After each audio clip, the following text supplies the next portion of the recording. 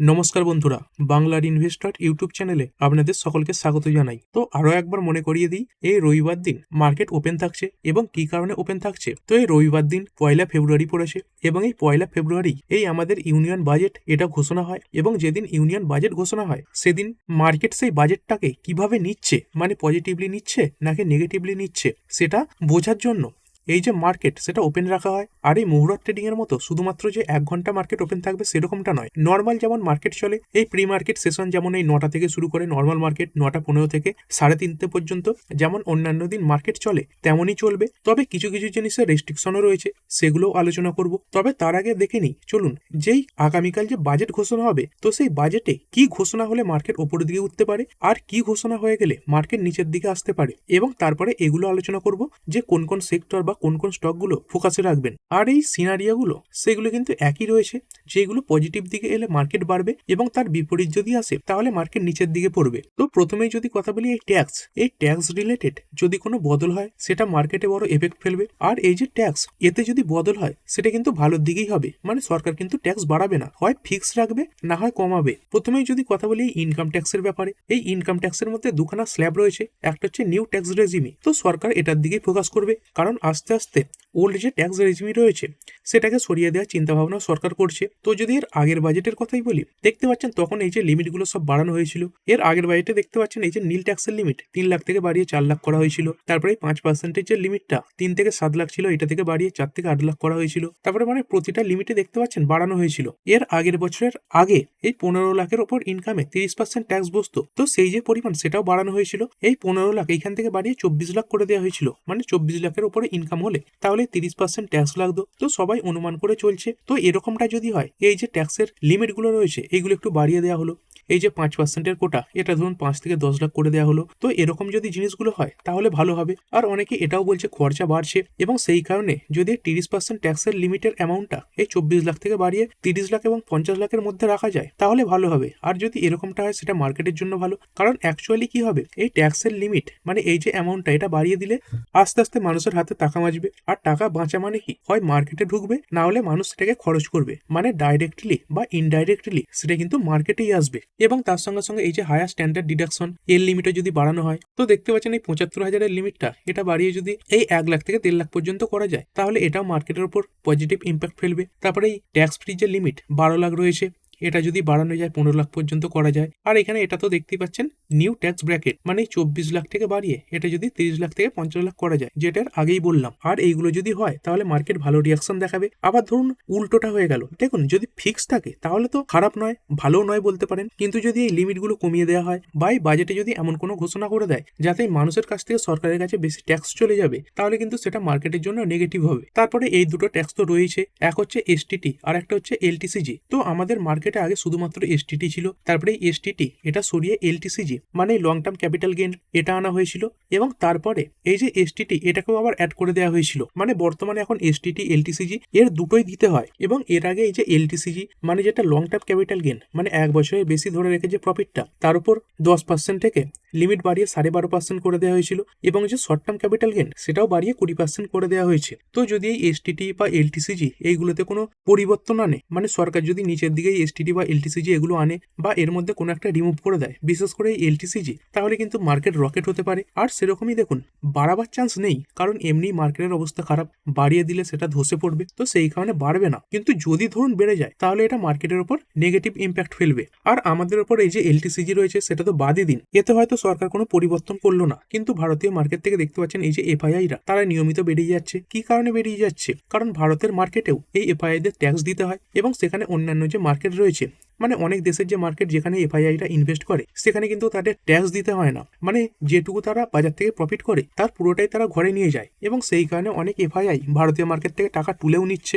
এবং এর আগে এই এলটিসিজি বাড়িয়ে দেওয়ার পর সেই যে লিমিট সেটা কিন্তু বেড়েছে, মানে এফআইআইদের বিক্রির লিমিটটা। তো যদি এফআইআইদের এই এলটিসিজি কমিয়ে দেওয়া হয় বা তার সঙ্গে সঙ্গে জিরোও যদি করে দেওয়া হয় তাহলে কিন্তু সেটা খুব ভালো হবে মার্কেটের জন্য। আর সেরকমই উল্টো দিকে যদি কোনোভাবে এফআইআইদের উপর এলটিসিজি বাড়িয়ে দেয়, যেটা চান্স একেবারেই জিরো বলতে পারেন, প্রায় জিরোর কাছাকাছি, তাহলে কিন্তু মার্কেট খারাপ রিয়াকশন দেখাবে। আর এরপরে ক্যাপেক্স, এটার উপর তো নজর থাকবেই। ক্যাপেক্স মানে কি, এই বাজেট এটা যদি বাড়ানো হয় মানে যে টাকাটা অ্যালোকেট করা হবে, আর এই ক্যাপেক্স কোন ক্ষেত্রে, যদি শুধুমাত্র এই ইনফ্রাস্ট্রাকচারের দিকে ক্যাপেক্স ভালো পরিমাণে বাড়ে তাহলেই কিন্তু মার্কেট খুব ভালো পজিটিভ রিয়াকশন দেখাবে। আর অন্যান্য সেক্টরে তো অ্যালোকেট হবেই, কিন্তু কতটা বাড়লো এই ইনফ্রাস্ট্রাকচারে সেটার উপর মার্কেট ভালোভাবে কিন্তু ফোকাস রাখবে। আর যদি ধরুন এই মার্কেটের আশা অনুযায়ী এই ইনফ্রাস্ট্রাকচারে ক্যাপেক্স বাড়লো না, তাহলে খুবই খারাপ রিয়াকশন আমরা কিন্তু দেখতে পেতে পারি। তারপরে ধরুন এই বাজেটে এমন কিছু ঘোষণা হয়ে গেল যেটাই শেয়ার মার্কেটের বিভিন্ন যে কম্পিটিটর রয়েছে, যেমন গোল্ড বলুন, সিলভার, তার সঙ্গে সঙ্গে এই যে ক্রিপ্টো মার্কেট রয়েছে, তারপরে ফিক্সড ডিপোজিট রয়েছে, এইগুলোর জন্য যদি ভালো হয়ে যায় তাহলে কি, তাহলে এই মার্কেট থেকে টাকা বেরিয়ে যাবে, সেটা মার্কেটের জন্য খারাপ হবে। আর তেমনই এই শেয়ার মার্কেটের যে কম্পিটিটররা রয়েছে তাদের উপর যদি নিয়মগুলো এই বাজেটে আরো শক্ত করে দেওয়া যায়, যেমন এই সোনা বলুন, রূপো বলুন, তার সঙ্গে সঙ্গে ফিক্সড ডিপোজিট, ক্রিপ্টো মার্কেট, এইগুলোর উপর যদি রেগুলেশন টাইট হয়ে যায় তাহলে এটা মার্কেটের জন্য ভালো হবে। তো এরকম কিছুই পয়েন্ট ছিল যেগুলোর উপর বেশি ফোকাস রাখতে হবে, যে এইগুলোর কারণে এই মার্কেটে বড় ওঠাপড়া দেখা যেতে পারে। আর এর আগেও বলছিলাম আগামীকাল যারা দেখুন ট্রেডিং করেন বা যারা ইনভেস্টিংও করেন তারা কিছু প্রবলেম ফেস করতে পারেন, কারণ দেখুন এটা কিন্তু নর্মাল যে মার্কেট সেটা ওপেন হচ্ছে না, মার্কেট এটা রবিবার দিন ওপেন হচ্ছে, আর এটা শুধুমাত্র ট্রেডিং এর জন্য ওপেন থাকছে, কোনো সেটেলমেন্ট কিন্তু আগামীকাল হবে না। তো কি কি প্রবলেম হতে পারে এইখানে দেখতে পাচ্ছেন, যারা এই শুক্রবার দিন শেয়ার কিনেছেন সেই যে শেয়ারগুলো সেগুলো কিন্তু এই রবিবার দিন বিক্রি করতে পারবেন না। আবার যা ধরুন এই রবিবার দিন মানে আগামীকাল শেয়ার কিনবেন তারা কিন্তু এই সোমবার দিন বিক্রি করতে পারবেন না। কেন? কারণ আগামীকাল শুধু ট্রেডিংটাই ওপেন থাকছে, বিভিন্ন যে সেটেলমেন্ট সেগুলো কিন্তু সবই বন্ধ থাকবে। তারপরে এর আগে যারা এই শুক্রবারে ধরুন প্রফিটে কিছু শেয়ার বিক্রি করে দিয়েছে, মানে কিছু শেয়ার বার করে নিয়েছে, তো সেই শেয়ারগুলোর টাকা কাজে লাগিয়ে তারা কিন্তু ট্রেডিং করতে পারবেন না, বা এই ডিম্যাট অ্যাকাউন্ট থেকে উইথড্রলও কিন্তু করতে পারবেন না। কেউ ধরুন এই ডিম্যাট অ্যাকাউন্ট থেকে টাকা তোলার রিকোয়েস্ট দিল এই রবিবার দিন, সেটা রবিবার দিন ব্যাংক অ্যাকাউন্টে ঢুকবে না। কবে সেটা প্রসেস হবে? এটা কিন্তু সোমবার দিন প্রসেস হবে। এবং তারই সঙ্গে সঙ্গে এই ব্যাংকেও বিভিন্ন প্রবলেম হতে পারে, যেমন এই এনইএফটি, তার সঙ্গে সঙ্গে আরটিজিএস, এগুলোর মাধ্যমে টাকা ঢোকাতে গেলে প্রবলেম হতে পারে। যদি কেউ আগামীকাল টাকা ঢোকাতে চান তাহলে অবশ্যই এই যে ইউপিআই সেটার ইউজ করবেন। তো এই ইউপিআই ইউজ করলে ইমিডিয়েট ট্রান্সফার কিন্তু হবে, এবং অন্যথায় এই যে এনইএফটি, আরটিজিএস এগুলো করলে কিন্তু ডিলে হতে পারে। তো যা কিছু কেনাকাটা করবেন বা বিক্রি করবেন সবই সেটেল হবে এই সোমবার দিনে। আর কোনো শেয়ারে যদি সেম ডে সেটেলমেন্ট চালু থাকে মানে T+0, সেগুলো কিন্তু ইনঅ্যাক্টিভ থাকবে, মানে T+1 হিসাবে সেটেলমেন্ট হবে। তার সঙ্গে সঙ্গে কেউ যদি আগামীকালের ন্যাব দেখে কোনো মিউচুয়াল ফান্ডে টাকা লাগাতে চায় তাহলে সেটাও হবে না, সেটা লাগবে এই সোমবারের ন্যাব অনুযায়ী। এবং তারই সঙ্গে সঙ্গে এটাও বলে দিই, এই যে MCX মার্কেট মানে কমোডিটি যে মার্কেট সেটাও আগামীকাল ওপেন থাকবে 9টা থেকে 5টা পর্যন্ত, কিন্তু এই যে MCX মার্কেট সেটা ওপেন থাকছে। আর এই MCX মার্কেটও ফোকাসে থাকবে, কেন? কারণ এর আগের দিন সোনা বলুন, রূপো বলুন, এইগুলোতে ভারী ভারী পতন আমরা দেখতে পেয়েছি। তো এই MCX সেটা কিন্তু মার্কেট ওপেন হওয়ার আগেই ওপেন হয়ে যাচ্ছে 9টা থেকে। তো এই MCX এর ওপর সবার নজর কিন্তু প্রথমেই যাবে। এই MCX এর সোনা বলুন, রূপো বলুন, এইগুলোতে যদি আরো খারাপ পারফরমেন্স দেখা যায় তাহলে এই সোনার উপর যে ETF রয়েছে তার সঙ্গে সঙ্গে সেই সংক্রান্ত যে কোম্পানিগুলো রয়েছে সেগুলোতে কিন্তু ভারী ভারী পতন এমনি দেখতে পাওয়া যাবে। এরপরে চলুন দেখে নিই কোন কোন সেক্টরগুলো এবং তার সঙ্গে সঙ্গে কোন কোন স্টকগুলো আগামীকাল ফোকাসে থাকতে পারে। প্রথমে যদি কথা বলি ইনফ্রা সেক্টর, এটা পুরোটাই ফোকাসে থাকবে। দেখুন ইনফ্রা বললে শুধু বাড়ি ঘরই বোঝায় না, সব কিছু বোঝায়। এই যে স্টেডিয়াম হচ্ছে, তার সঙ্গে সঙ্গে রোড হচ্ছে, রেল হচ্ছে, বড় বড় বিল্ডিং হচ্ছে, রিয়েল এস্টেট, সবই মানে যেগুলোতে সরকার মূল খরচ করে। এর আগে দেখতে পাচ্ছেন এই ইনফ্রাস্ট্রাকচারের বাজেট কিভাবে বেড়েছে এই ফাইন্যান্সিয়াল 19 থেকে দেখতে পাচ্ছেন এই ফাইন্যান্সিয়াল ইয়ার 26 পর্যন্ত প্রায় 3 লাখ কোটি থেকে বেড়ে এই 11.5 লাখ কোটির কাছাকাছি চলে এসেছে। তো এটার উপরেই কিন্তু মার্কেট একটা বড় আশা রেখে চলছে যে ইনফ্রাস্ট্রাকচারে এই ক্যাপেক্স বাড়তে পারে। তো এই ইনফ্রাস্ট্রাকচারে ক্যাপেক্স বাড়লে কোন স্টকগুলো ফোকাসে থাকবে, যেমন এই আদানি রয়েছে, তার সঙ্গে সঙ্গে L&T রয়েছে, আরো অনেক কোম্পানি রয়েছে, যেমন এই সিমেন্টের কোম্পানি বলুন, এই স্টিল কোম্পানি, রড কোম্পানি, তো এই সংক্রান্ত যত কাজ করা কোম্পানি সব কিন্তু ফোকাসে চলে আসবে। তারপরে তো অবশ্যই রেলওয়ে সেক্টর, এটাও ফোকাসে থাকবে। যদি এই রেলওয়ে বাজেটের কথা বলি, এর আগের বাজেটে সেভাবে কোনো বৃদ্ধি দেখা যায়নি। এই 2.52 লাখ কোটি সেটাই কিন্তু ফিক্স রাখা হয়েছিল, দেখতে পাচ্ছেন দুবারই রাখা হয়েছে 2.52 লাখ কোটি। আর এবারে মার্কেট অনুমান করে চলছে এই রেলওয়ের যে বাজেট এটা বাড়তে পারে, এবং রেলওয়ে যদি বাজেট বাড়ে তাহলে সেই বাজেট কোন সেগমেন্টে সব থেকে বেশি খরচ করা হবে, এই রেলওয়ে সেফটির দিকে। তো এই রেলওয়ে সেফটিতে কোন কোন কোম্পানি কাজ করছে, এই HBL পাওয়ার রয়েছে, কার্নেক্স রয়েছে, রেলটেল কর্পোরেশন রয়েছে, সিমেন্স রয়েছে, এগুলো তো ফোকাসে থাকবেই। তার সঙ্গে সঙ্গে এই রেলওয়ে সেক্টরে কাজ করা আরো অনেক কোম্পানি রয়েছে, যেমন এই কঙ্কর বলুন, IRCON, IRCTC, IRFC, RBNL, RailTel, সব কিন্তু ফোকাসে চলে আসবে। আর দেখুন এই যে নির্মলা সীতারামনজি তিনি যখন বাজেট বলবেন প্রথমে কোনো একটা সেক্টরকে উল্লেখ করবেন মানে হেডলাইন হিসাবে, এবং তারপরে সেই সম্বন্ধে যাবতীয় ডিটেলস তিনি কিন্তু সামনে রাখবেন। তো যখনই যেই হেডলাইনটা তিনি বলবেন সেই সেক্টর কিন্তু পুরোটাই ফোকাসে চলে আসবে। তারপরে এই ডিফেন্স স্টক, এগুলো তো ফোকাসে থাকবেই, পুরো যে ডিফেন্স সেক্টর সেটা ফোকাসে চলে আসবে। যদি এর আগে ডিফেন্স বাজেটের বলি, দেখতে পাচ্ছেন 2020-21 সাল করে এই যে ডিফেন্সের বাজেট অ্যালোকেশন এটা কত ছিল 4.71 লাখ কোটি। তো সেখান থেকে আস্তে আস্তে বেড়ে এখন কত হয়েছে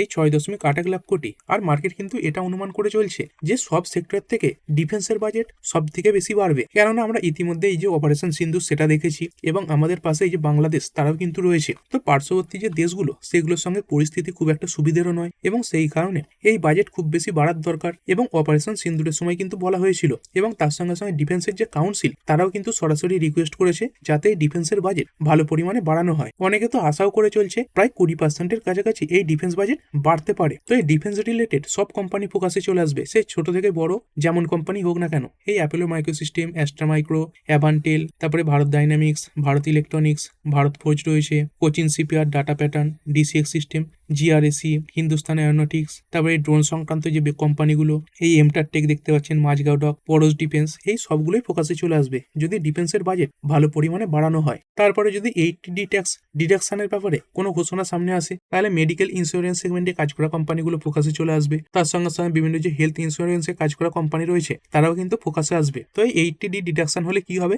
অনেকে কিন্তু নতুন করে এই যে হেলথ ইন্স্যুরেন্স সেটা নেবে। তারপরে এই বাজেটে হোম লোন সংক্রান্ত কিছু ঘোষণা আসতে পারে, যেমন এই হোম লোনের ব্যাপারে এই যে ইন্টারেস্ট সেটা হয়তো কমানো হতে পারে। যদি এরকমটা হয় তাহলে ফাইন্যান্স সেক্টরে কাজ করা কোম্পানিগুলো ফোকাসে আসবে, বিশেষ করে যারাই হোম লোন সেক্টরে ফাইন্যান্স করে থাকে। তারপরে যদি এই ট্যাক্সগুলো সরানো হয় মানে কমানো হয়, এই ক্যাপিটাল গেইন ট্যাক্স, তার সঙ্গে সঙ্গে এই এসটিটি রয়েছে, তাহলে পুরো শেয়ার মার্কেট রিলেটেড যে স্টক রয়েছে সব ফোকাসে চলে আসবে, যার মধ্যে অ্যাঞ্জেল ওয়ান, গ্রো, তার সঙ্গে সঙ্গে সিডিএসএল বলুন, বিএসসি বলুন, তারপরে ক্যাম্পস রয়েছে, কেফিনটেক, আনন্দ্রাটিক, এই সব স্টকগুলো ফোকাসে আসবে যদি কোনোভাবেই এসটিটি বা এলটিসিজির দিক থেকে এই বাজেটে ছাড় দেওয়ার ঘোষণা আসে। তারপরে পুরোপুরি গ্রিন এনার্জি সেক্টর এটাও ফোকাসে থাকবে। এর মধ্যে অনেক কিছু সেক্টর রয়েছে, এই যেমন সোলার পাওয়ার রয়েছে, উইন্ড পাওয়ার রয়েছে, তারপরে ওয়াটার পাওয়ার রয়েছে, মানে ব্যারেজে বাঁধ দিয়ে যে বিদ্যুৎটা তৈরি হচ্ছে, তার সঙ্গে সঙ্গে নিউক্লিয়ার পাওয়ার, তারপরে গ্রিন হাইড্রোজেন, সবই কিন্তু এই গ্রিন এনার্জির মধ্যে চলে আসে। তো এই গ্রিন এনার্জি সেক্টরে বড় যদি কোনো ঘোষণা হয় তাহলে গ্রিন এনার্জি সেক্টর এটা ফোকাসে থাকবে। তারপরে এই বাজেটে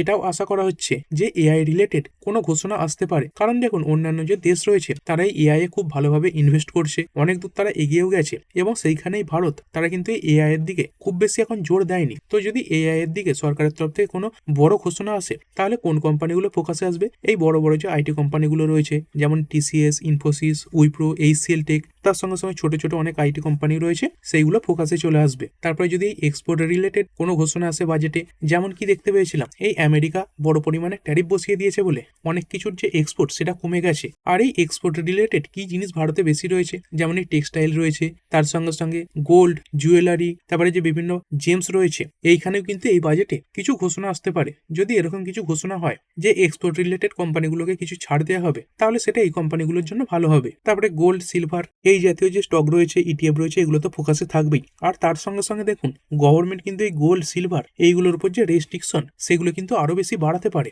আর যদি কোনোভাবে রেস্ট্রিকশন কিছু কমায় তাহলে গোল্ড লোন সেক্টরে কাজ করা কোম্পানিগুলো, তারপরে সিলভারের সঙ্গে যুক্ত কোম্পানি যেমন হিন্দুস্তান জিঙ্ক, বেদান্ত, এইগুলো নজরে আসবে। আর শেষে তো অবশ্যই ক্রিপ্টো মার্কেটের কথা বলবো, কারণ দেখুন এর আগে সরকার এমনিই এই ক্রিপ্টো মার্কেটের উপর 30% ট্যাক্স বসিয়ে দিয়েছে। যদি কোনোভাবে লস হয় সেই লস তো আপনার, কিন্তু যদি প্রফিট হয় সরকার কিন্তু সেই প্রফিটের উপর সরাসরি 30% ট্যাক্স নিয়ে নেবে। আর এর আগে কি বললাম, এই যে ক্রিপ্টো মার্কেট সেটা কিন্তু শেয়ার মার্কেটের একটা কম্পিটিটর বলতে পারেন। তো যদি এই ক্রিপ্টো মার্কেটের রুল কোনোভাবে আরো সরকার শক্ত করে সেটা গোটা মার্কেটের জন্য ভালো হবে, এবং কোনোভাবে ধরুন এই ক্রিপ্টো মার্কেটের প্রতি সরকার ছাড় দিল, যেটা হওয়ার সম্ভাবনা খুবই কম, তাহলে কিন্তু সেটা মার্কেটের জন্য কিছুটা খারাপ হবে। তো এই সিনারিওগুলো বলে দিলাম যে কি কি সিনারিও হলে মার্কেট ভালো পারফর্ম করতে পারে এবং তার উল্টোগুলো হলে মার্কেট খারাপ রিয়াকশন দেখাবে, এবং কোন কোন সেক্টরগুলো এই বাজেটে সব থেকে বেশি ফোকাসে রাখতে হবে সেগুলোও আলোচনা করে দিলাম। তো চলুন এবার দেখা হবে আগামীকাল। ততক্ষণ একটা কথা বলে রাখি, আপনি যদি চান এই চ্যানেলের সঙ্গে যুক্ত যে টেলিগ্রাম গ্রুপ রয়েছে সেখানে জয়েন হয়ে যেতে পারেন, এবং আগামীকাল এই বাজেটের লাইভ আপডেট সেগুলো কিন্তু সব এই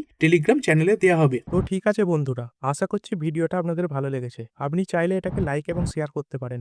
আর শেয়ার মার্কেট সংক্রান্ত ডেইলি নিউজ আপডেট পেতে চ্যানেলটা সাবস্ক্রাইব করে রাখবেন এবং পাশে থাকা বেল আইকনটি টিপে অল অবশ্যই সিলেক্ট করে রাখবেন, যাতে পরবর্তী ভিডিওর নোটিফিকেশন আপনার কাছে সময় মতো পৌঁছে যায়। আর হ্যাঁ, ভিডিওটি শুধুমাত্র ইনফরমেশন এবং এডুকেশনাল পারপাসের জন্য বানানো হয়েছে। আমি সেবি রেজিস্টার্ড নই, তাই কোনো প্রকার শেয়ারে কোনো প্রকার বাই, সেল, হোল্ড বা অ্যাভারেজ করার কোনো সিদ্ধান্ত নেওয়ার আগে আপনার যে ফাইন্যান্সিয়াল অ্যাডভাইজার আছে তার সঙ্গে অবশ্যই আলোচনা করবেন। দেখা হচ্ছে পরের ভিডিওতে। ধন্যবাদ।